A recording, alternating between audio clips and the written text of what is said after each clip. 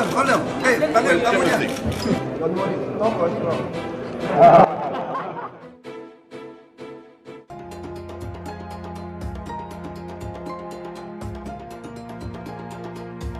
Ahok menggila setelah kalahkan Alibaba dan Facebook, kilang minyak Pertamina siap dibangun. Ditulis oleh Manuel Mawengkang di siwot.com. Ahok ini adalah sosok yang luar biasa.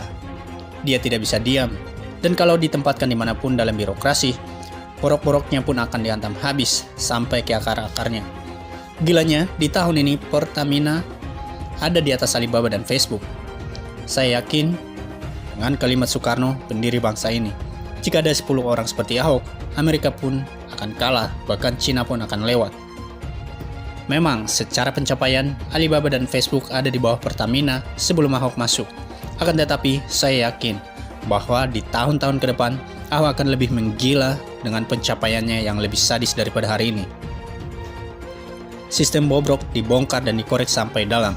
Semua yang ada di dalam perusahaan yang berpotensi jadi duri dalam daging dicabutnya meski rasanya sangat sakit. Sebagai komisaris utama Pertamina, dia sudah melakukan banyak gebrakan. Memang, secara langsung, dia tidak jadi pembuat perencanaan dan strategi pasar. Secara, dia adalah seorang komisaris. Apa yang dikerjakan adalah melakukan fungsi kepengurusan kepemimpinan dan mengatur menjaga kebijakan. Inilah yang dikerjakan oleh Ahok.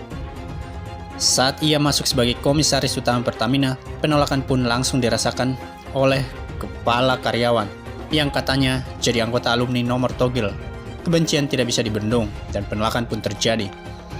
Ia pun akhirnya kondisikan seluruh karyawan yang bisa ia pegang untuk ramai-ramai dan kerjasama untuk melok Ahok di dalam struktur kepengurusan Pertamina. Erick Thohir pun santai menanggapi penolakan tersebut. Erick Thohir tegak lurus saja menjalankan fungsinya sebagai Menteri BUMN. Masa seorang Menteri BUMN bisa dikontrol sama kepala karyawan? Ya enggak lah. Di dalam hak prerogatifnya, Erick Thohir meletakkan Ahok di kursi yang paling tinggi di perusahaan tersebut, komisaris utama. Ahok jadi komisaris utama yang tidak bisa dipecat oleh siapapun, kecuali dirombak langsung oleh Menteri BUMN alias Erick Thohir. Ahok yang dipercaya sebagai komisaris pun menjadikan Pertamina menjadi perusahaan kelas dunia. Tidak ada satupun celah korupsi dibiarkan. Mereka diminta untuk mencukupkan diri mereka masing-masing. Para bawahannya dalam menghidupi keluarganya tidak boleh mencuri uang dari Pertamina. Gaji di Pertamina itu sudah cukup tinggi kok. Cukup untuk membiayai keluarga dan nabung. Jadi Ahok sebagai komisaris menjalankan fungsi pengawasannya dengan gila-gilaan. Saya tidak tahu sudah ada berapa orang yang dibuang dari perusahaan tersebut. Yang pasti, Direktur Utama Pertamina pun menjalankan tugas dan tanggung jawabnya dengan baik. Kerjasama antara Ahok dan Direktur Utama Pertamina pun berjalan dengan lancar dan baik. Mereka seperti duit maut dalam melambungkan nama BUMN di kancah dunia.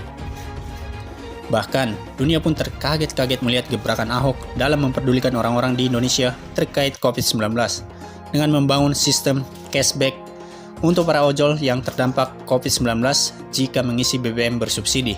Bahkan, ketika minyak dunia ini tidak favorit, Ahok bisa tetap membuat Pertamina mentereng di dunia internasional. Ada satu lagi kebijakan gila yang rencananya akan dilaksanakan di tahun-tahun ke depan. Membangun beberapa kilang minyak di dalam negeri.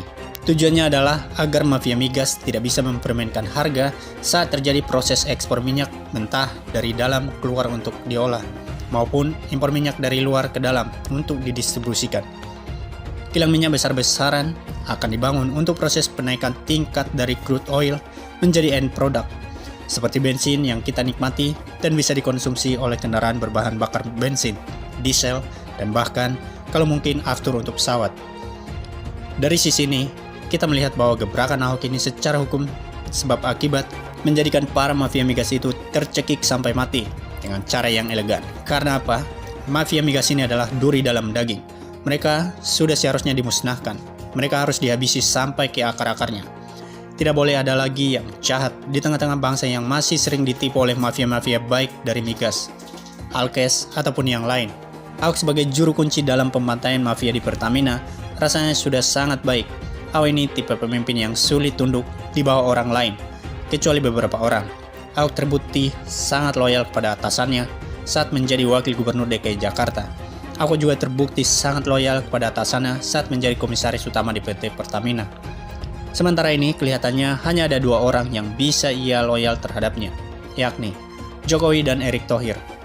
Prabowo saja dibuang sama Ahok saat dia mengetahui Gerindra itu pemain sara. Sudah seharusnya Ahok yang gila ini dibiarkan di kursi komisaris utama Pertamina. Rizik pun dibuat kejang-kejang.